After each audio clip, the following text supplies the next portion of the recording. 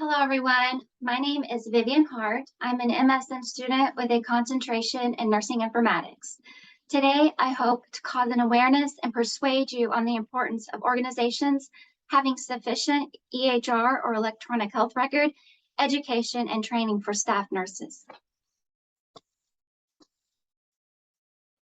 So I noted a problem in a clinic in Oklahoma of nurses not having an understanding of using the EHR. The nurses reported that they were not provided information on EHR update changes or provided sufficient education. This resulted in missed documentation or documentation that was insufficient. The cause of the problem is insufficient EHR education and training. Also, poor communication or lack of communication regarding EHR updates. There's also no pop-ups for directions after the updates occur. And the current education is mostly on-the-job training with real patient charts, and there's no sandbox or safe EHR practice place for the nurses. Also, there is no nursing informaticist to help with workflow or staff questions. The problem was revealed through a gap and SWOT analysis that I did at the clinic. There were multiple lab order redundancies, which can drive up healthcare costs. There's no education on EHR updates.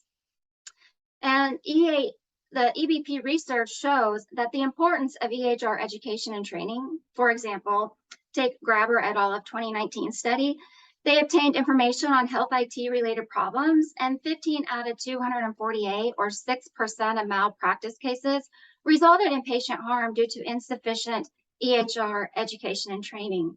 Unfortunately, it was just something that simple that caused harm to those patients. Hipponemi et al. Of 2021's cross-sectional survey study shows that nurses who feel they received insufficient EHR training experience increased stress levels, time pressures, and task burdens, and that they had a negative effect on their patient care. So the proposed solution is to organize a change management team to collaborate and create a sufficient EHR education and training program for staff nurses. Weeb et al. Of 2019 systematic review revealed that 86% of studies show the most successful interventions for improving EHR documentation is education. Also, using systems thinking with the lead team allows them to understand how insufficient EHR education impacts documentation and patient and organizational outcomes.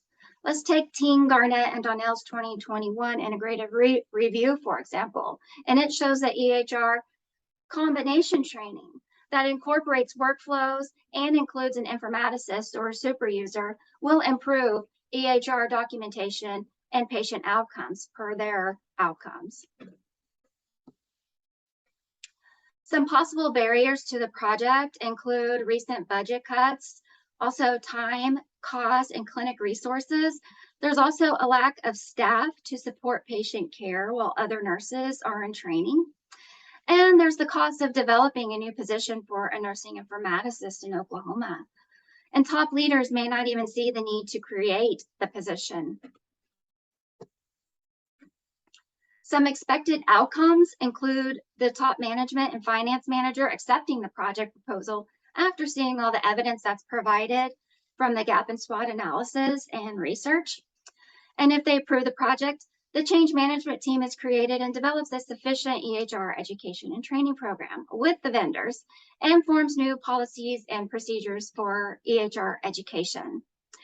The new education and training program results in improved EHR documentation, no more duplicated lab orders, and improved patient care outcomes. And because the nurses are effectively and efficiently able to use the EHR, they have more time for patient care. And this results in improved patient outcomes and patient satisfaction.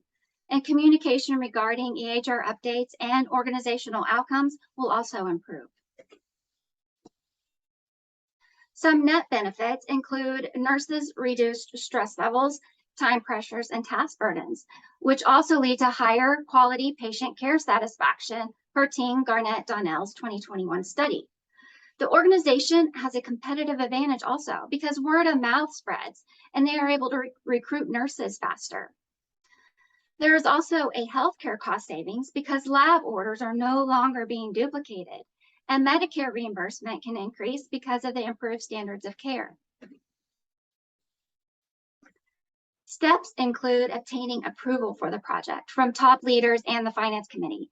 By being a change agent and creating a sense of urgency for change, using the gap and SWOT analysis and EVP research, and personal stories to personalize the project, I would present the project via Zoom or in person using a PowerPoint presentation. Following those steps, if the project is approved, a change management team is formed that is competent in change management and that has drivers or diverse strengths actually that drive the change that is needed, and their different specialties will make the project more of a success. So take, for example, a regional director, a clinic manager, a nursing informaticist, an information technology manager, a nurse educator, and a financial manager. This team will also agree to use Cotter's change management model because studies show that this model is effective when implementing EHR education, per Robbie et al.'s 2022 study. The model includes steps to create a sense of urgency, building the guiding team, developing a vision and strategy, understanding and creating buy-in, removing obstacles, creating short-term wins, building on the change and anchoring that change into the organizational culture. The team will clearly communicate throughout the whole project because clear communication is key to success. And the team will include the mission, vision, and values in the strategy and vision for the project that the organization has.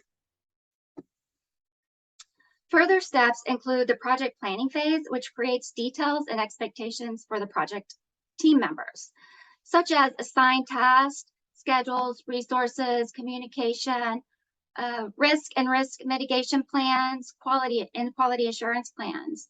They'll also use transformational leadership because it provides an inspiration and empowerment.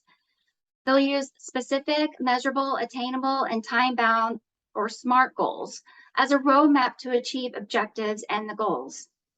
Then the execution phase occurs when the project team works with vendors to design and build an improved EHR education program.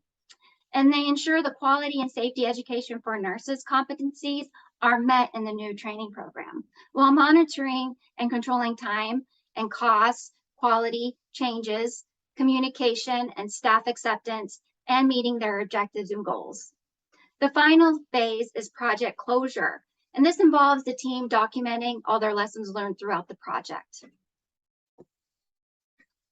I hope you all enjoyed my presentation. I hope I've caused you to think about the importance of leaders ensuring effective EHR education and training.